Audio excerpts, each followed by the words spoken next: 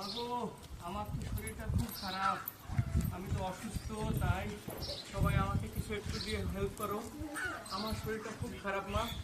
হ্যাঁ, আমাকে এই যে আমার শরীরে এতগুলি ঘা হয়েছে, তাই আমি সবাইকে বলতে চাই এইরকম মানুষগুলি যদি তোমাদের চোখের সামনে আসে অবশ্যই তোমরা কিছু দিয়ে সাহায্য করবে। কারণ হচ্ছে এই মানুষগুলির ব্যাপারে তোমরা আগে জানবে যে মানুষটা কি হয়েছে, তারপরে তাকে কোনো কথা বলবে। কারণ হচ্ছে তোরা না জানার সত্ত্বে কোনো ব্যক্তিকে এইভাবে আঘাত করে কথা বলবে না।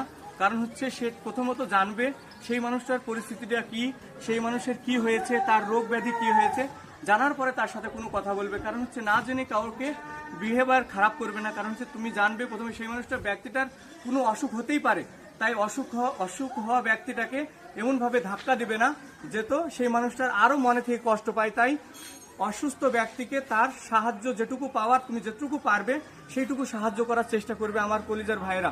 তাই সবাইকে আমি এই আহ্বান করি, কাউকে ধাক্কা দেবে না, কাউকে কোনো ব্যবহার খারাপ করবে না, গালি দেবে না। ধন্যবাদ সবাইকে।